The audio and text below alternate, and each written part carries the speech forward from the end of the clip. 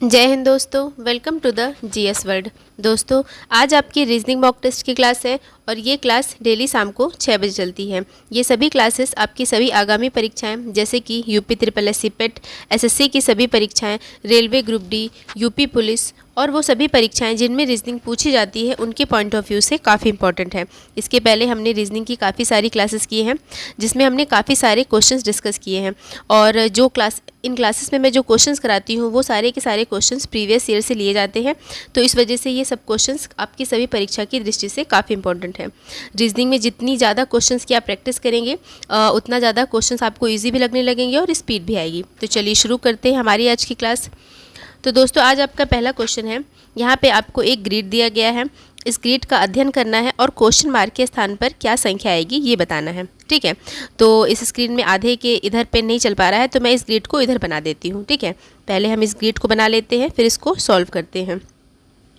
तो बहुत ही easy question है, इसको लगाना कोई इसमें ज़्यादा कोई कठिन ट्रिक नहीं लगेगी, बहुत ही ईजी सी ट्रिक लगने वाली है। ठीक है, चलिए हम इसको बना लेते हैं। तो यहाँ पर दिया गया है 2, यहाँ पर दिया गया है 5, यहाँ पर दिया गया है 8, यहाँ पर दिया गया है 3, यहाँ पर 6, यहाँ पर 9, यहाँ पर 4, 7 और 10 और यहाँ पर क्वेश्चन मार्क। यहाँ पर दिया गया है 110 और यहाँ पर दिया गया है 29। ये हमने ग्रिड बना ली। ठीक है, अब पता करते हैं कि इसमें ट्रिक क्या है। पहले हम ये ट्रिक पता करेंगे, फिर इनके बीच की ट्रिक पता करेंगे, फिर यहाँ से अपना आंसर निकालेंगे। तो दोस्तों, यदि यहाँ पर 2 का स्क्वायर प्लस 3 का स्क्वायर प्लस 4 का स्क्वायर किया जाए तो कितना आएगा? यह आएगा 4, 9 प्लस 16 और इन सब का एडिशन करेंगे तो आएगा 29। तो यहाँ पर क्या ट्रिक यूज़ की गई है? सबके स्क्वायर करके प्लस करना। जब इस तरीके से ग्रिड वाले क्वेश्चन आए तो इसमें या तो इंटू या स्क्वायर या क्यूब इसी तरीके की ट्रिक लगा के आंसर निकाल लिए जाते हैं। फिर इसमें अगर हम 5 का स्क्वायर करते हैं तो 25 आएगा, 6 का स्क्वायर करते हैं तो 36 आएगा और 7 का स्क्वायर करते हैं तो 49 आएगा। जब इन सब का हम एडिशन करेंगे तो 110 आएगा। तो यहाँ से हमारा आंसर क्या निकल के आया? 110। अब इसे भी हम सेम तरीके से कर लेते हैं। यहाँ पे यदि हम 8 का स्क्वायर करेंगे तो 64 आएगा, 9 का करेंगे तो 81 आएगा, 10 का करेंगे तो 100 आएगा। जब इन तीनों का एडिशन करेंगे तो हमारा आंसर क्या आएगा? मैं यहाँ पे लिख देती हूँ, हमारा आंसर आएगा 245। तो यहाँ से हमारा आंसर क्या निकल के आया? 245। Option number C is correct. चलिए आगे बढ़ते हैं। अब हमारा अगला क्वेश्चन, निम्नलिखित श्रृंखला में प्रश्नवाचक चिन्ह के स्थान पर क्या आ सकने वाले मतलब यहाँ पे श्रृंखला दी गई है आपको और क्वेश्चन ये कह रहा है कि क्वेश्चन मार्क पे क्या आएगी। तो यहाँ पे 3 शब्द दिए गए हैं और आपको चौथा शब्द बताना है। तो यहाँ पर क्या दिया गया है? बुध, शुक्र और पृथ्वी। तो जैसे हम बना लेते हैं, यहाँ पर मान लीजिए सूर्य है और सूर्य से ग्रहों का क्रम देखा जाए, तो सबसे पहले बुध आता है, फिर शुक्र आता है, फिर पृथ्वी आता है और फिर लास्ट में मतलब चौथे नंबर पे मंगल आता है। तो यहाँ से हमारा आंसर क्या निकल के आया गया? ऑप्शन नंबर बी, मंगल यानी कि मार्स। चलिए आगे बढ़ते हैं। अब हमारा अगला क्वेश्चन है, ब्लड रिलेशन का क्वेश्चन है, बहुत ही अच्छा क्वेश्चन है। चलिए इसको फटाफट से लगा लेते हैं। क्वेश्चन ये कह रहा है कि ए बी के दादा हैं। ए किसके दादा हैं? ए दादा हैं बी के। ठीक है, ए बी के दादा हैं तो जाहिर सी बात है ए का पुत्र और बी का पिता कोई ना कोई होगा। हम मान लेते हैं सी क्या हो गया? ए का पुत्र हो गया और बी का पिता हो गया। ठीक है, और मैंने आपको बताया था कि जब भी मेल की बात आए तो हम प्लस साइन का यूज़ करते हैं और फीमेल की बात आए तो माइनस साइन का यूज़ करते हैं। ठीक है, क्वेश्चन आगे ये कह रहा है कि डी ए का भाई है। डी किसका भाई है? ए का। डी भाई है ए का। ठीक है, ई डी का पुत्र है। ई किसका पुत्र है? डी का। अब लास्ट में क्वेश्चन ये पूछ रहा है कि ई का बी से क्या रिलेशन है? ई और बी का रिलेशन बताना है। देखिए, सी को इग्नोर किया जाए तो बी का दादा हो गया ए और बी के दादा का भाई हो गया डी।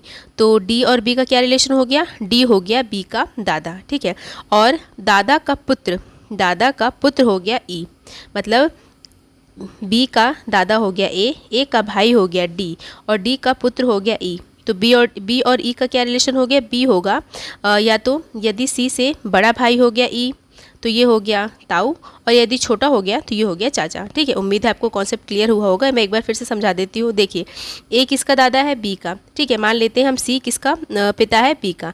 ठीक है, और ए का भाई कौन है, डी, और डी का पुत्र है ई। जब ए और डी भाई भाई हैं और इनके पुत्र हैं सी और ई, तो जाहिर सी बात है सी और ई क्या हो जाएंगे, कज़न ब्रदर हो जाएंगे। ठीक है, यानी कि ई क्या हो गया, ई हो गया बी के पिता का भाई। पिता का भाई क्या कहलाता है, यदि छोटा भाई है तो चाचा कहलाएगा, बड़ा भाई है तो ताऊ कहलाएगा। ठीक है, तो यहाँ से हमारा आंसर क्या निकल के आया, चाचा या ताऊ या फूफा। Option number B is correct. चलिए आगे बढ़ते हैं।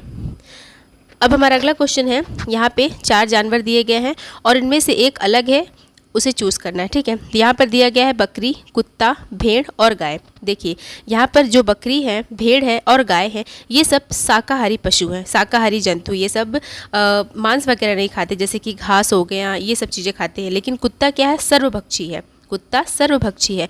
तो यहाँ से हमारा आंसर क्या हो जाएगा, ऑप्शन नंबर बी, डॉग, कुत्ता। चलिए आगे बढ़ते हैं।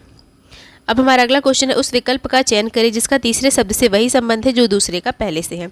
देखिए, यहाँ पर भारत और बाघ के बीच में एक रिलेशन है, वही रिलेशन आपको नेपाल से बताना है। देखिए, भारत का जो राष्ट्रीय पशु है वो क्या है, बाघ है। उसी तरीके से नेपाल का राष्ट्रीय पशु क्या है, गाय, काऊ। तो यहाँ से हमारा आंसर क्या हो जाएगा, ऑप्शन नंबर बी, गाय इज़ द करेक्ट आंसर। चलिए आगे बढ़ते हैं। अब हमारा अगला क्वेश्चन है, किसी कूट भाषा में यस को 435 और टॉप को 709 लिखा गया है। उसी कूट भाषा में पोस्ट को कैसे लिखा जाएगा, हमें ये क्वेश्चन पूछा गया।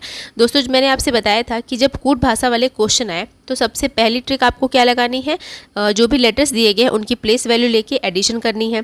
दूसरी ट्रिक क्या लगानी है, दूसरी ट्रिक ऐसी होती है कि आपको क्वेश्चन में ही आंसर दिया होगा। जैसे यहाँ पर दूसरी ट्रिक लगी गई है। दूसरी ट्रिक लगी है कैसे, यहाँ पे आपको क्वेश्चन में ही आंसर दिया गया। आप एक बार सरसरी निगाहों से देखिए, आपको क्वेश्चन में ही आंसर मिल जाएगा।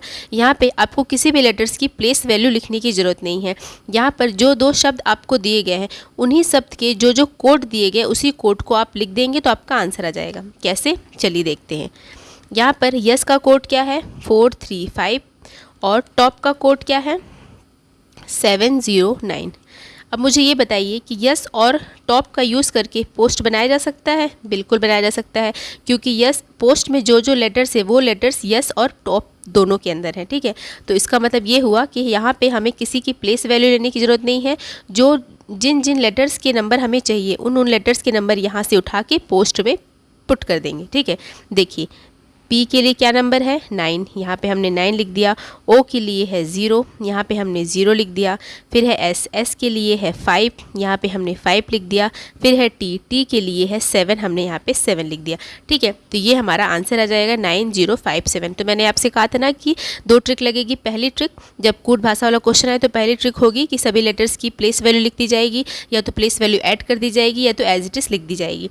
दूसरी ट्रिक होती है कि क्वेश्चन में ही आपका आंसर छुपा होगा। 2 शब्द दिए जाएंगे और उन दोनों शब्द का यूज़ करके एक शब्द बनाया जाएगा। फिर उस एक शब्द का कोड वर्ड पूछा जाएगा, तो आपको उन दोनों शब्द से उन सभी लेटर्स के कोड वर्ड उठाकर यहाँ पे पुट कर देने। तो यहाँ से हमारा आंसर क्या आ गया, 9057, जो कि दिया गया ऑप्शन नंबर बी में। Option number B is correct. चलिए आगे बढ़ते हैं। चलिए देखते हैं हमारा अगला क्वेश्चन। अगला क्वेश्चन हमारा स्टेटमेंट और कंक्लूजन का है। बहुत ही अच्छा क्वेश्चन है। चलिए फटाफट से इसको लगा लेते हैं। क्वेश्चन ये कह रहा है, स्टेटमेंट, सबसे पहले हम स्टेटमेंट के हिसाब से अपना डायग्राम बनाएंगे और फिर यहाँ पे कंक्लूजन को पढ़ते हुए सॉल्व करेंगे। स्टेटमेंट ये कह रहा है कि ए बी की बहन है। ए किसकी बहन है, ए बहन है बी की। ठीक है, ए बहन है बी की। ठीक है, अब दूसरा स्टेटमेंट ये कह रहा है कि बी सी की पुत्री है। यहाँ ए बी की बहन है और बी सी की पुत्री है। यहाँ से साफ पता चल गया कि बी भी एक फीमेल हो गई। ठीक है, यहाँ पे पहला स्टेटमेंट ये कह रहा है कि ए बी की बहन है, यानी ए बहन है बी की। ठीक है, ए तो फीमेल है ही। और दूसरे स्टेटमेंट के अनुसार ये कह रहा है कि बी सी की पुत्री है, यानी कि बी भी फीमेल हो गया। ठीक है, और बी की माँ सी है, माँ या पिता जो भी होंगे, बी की माँ अगर सी है या पिता सी है तो ए भी सी की ही पुत्री होगी। ठीक है, ये हमारा डायग्राम बन गया। अब हम कंक्लूजन पढ़ते हैं। तो कंक्लूजन ये कह रहा है कि बी सी की दुश्मन है। ठीक है, तो स्टेटमेंट के हिसाब से जो कंक्लूजन दिया गया है उसमें ये बिल्कुल भी निष्कर्ष नहीं निकल पा रहा है कि क्या सही है, क्योंकि यहाँ पर कहीं पे भी दुश्मन का जिक्र नहीं किया गया। यहाँ पे सिर्फ रिलेशन बताया गया है कि ए और बी क्या है, बहनें हैं, और सी जो है माता या पिता हो सकते हैं। ठीक है, तो यहाँ पर कहीं पर भी ये इंक्लूड नहीं है कि बी सी की दुश्मन है, बी सी की दुश्मन है। तो यहाँ पे हमारा आंसर क्या हो गया, निष्कर्ष नहीं निकाला जा सकता। Option number D is correct. चलिए आगे बढ़ते हैं। अब हमारा अगला क्वेश्चन है, किसी कूट भाषा में लॉक को लैंड पावर टैक्ट अवेक लिखा गया है, उसी कूट भाषा में आपको पोस्ट को चेंज करना है। ठीक है, बहुत ही अच्छा क्वेश्चन है। चलिए फटाफट से इसको कर लेते हैं। सबसे पहले तो हम देखते हैं यहाँ पे लॉक का क्या ट्रिक यूज़ किया गया है। देखिए यहाँ पर लिखा है लॉक, लॉक को किस में चेंज किया गया है, लॉक को चेंज किया गया है लैंड, ठीक है, लैंड पावर, उसके बाद टैक्ट, और लास्ट में लिखा गया है अवेक। एक मिनट दोस्तों, इसको हम थोड़ा सा ऊपर से लिख लेते हैं। यहाँ पे हम लिख लेते हैं लॉक, और यहाँ पे लॉक को क्या लिखा गया है, लैंड, फिर लिखा गया है पावर, फिर लिखा गया है टैक्ट, और फिर लिखा गया है अवेक। अब यहाँ पे ध्यान दीजिए, सबसे पहला लेटर क्या है हमारा लॉक में, एल, और यहाँ लैंड में सबसे पहला लेटर क्या है, एल, दूसरा लेटर है ओ, यहाँ पे पावर में दूसरा लेटर है ओ, ठीक है, तीसरा लेटर है सी, टैक्ट में तीसरा लेटर है सी, फिर लास्ट में क्या है, के, और इसमें देखिए लास्ट में मत लिखिए, यहाँ पर फोर्थ नंबर पे के है, लॉक में फोर्थ नंबर पे के है, तो अवेक में भी फोर्थ नंबर पर के है। समझ में आया यहाँ पे क्या ट्रिक यूज़ किया गया है, जो जो लेटर लॉक में जिस जिस प्लेस पे हैं वही letters land power tact awake में उसी प्लेस पे है।